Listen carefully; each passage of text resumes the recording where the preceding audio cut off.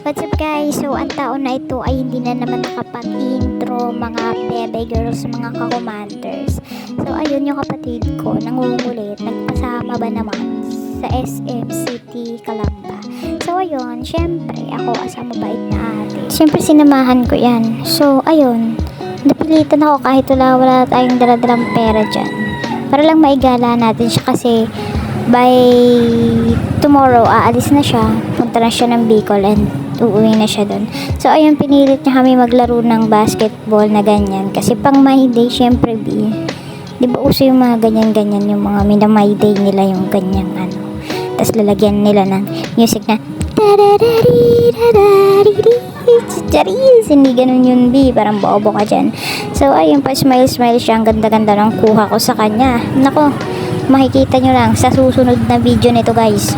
Antayin nyo, tapusin nyo yung video na to. Tignan nyo naman kung anong klaseng pagkakuha ng video niya sa akin. Napaka-unfair.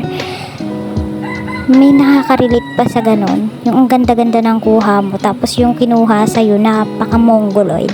So, ayun guys, syempre, as ate niya, ina-enjoy ko rin na nandito siya kasi bira na lang kami magkasama-sama mga magkakapatid.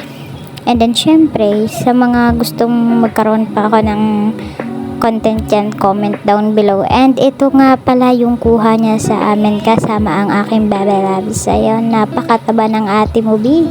Hindi umuunlad ang Pilipinas, puro bilbil ko yung umuunlad. Ay, parang bobo ka dyan. So, ayun, tignan mo naman, anong makikita ko dyan sa likod. Guys, anong makikita ko? Anong makikita sa likod? Oh, tignan mo, zoom na zoom, parang ang liit-liit ko, tignan na. Yung napakalaki mong tao pero zinom niya yung video. It's so unfair, you know what? So ayun, may tokens kami dyan worth of 100 pesos. Pinapalit namin siya as token para mahapaglaro kami and ma-enjoy niya yung dyan, yung mga pag-games dyan, gaya yan. Syempre, yung basketball, yan yung inuna namin gawa ng, yan talaga yung request niya. And then si Commander, paganda ng paganda sa video, hindi naman maganda. And then the ball, di ba? Unang shoot agad. Unang shoot. Ayan, o tamo, hindi halatang bulag talaga yan, B.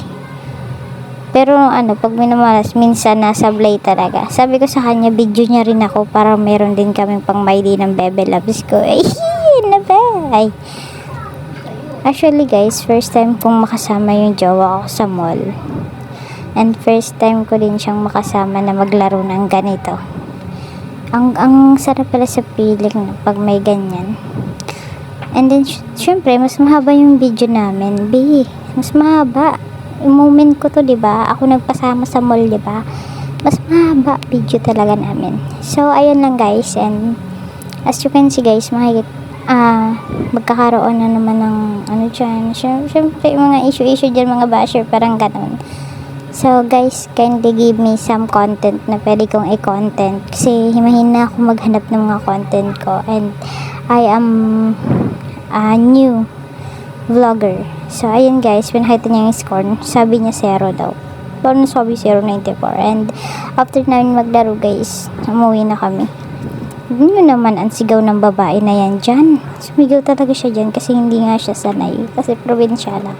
Hindi siya sanay na sumakay pa ng escalator. And then sabi niya, videohan ko daw siya. Para makikita niya kung anong klaseng katangahan ba meron siya. Ay, joke lang. Sige, so ganda yung kapatid ko. So maganda sa akin yan guys. Ako kasi masyado lang akong tumaba. Kaya doble-doble na yung chin ko. And then ayun, tinatawanan ko siya kasi pagbaba niya. Sabi ko, first time kasi niyan sumakay. So ayan, nag-video kami ng bebe loves ko. Ayun lang guys. Bye bye. Thank you.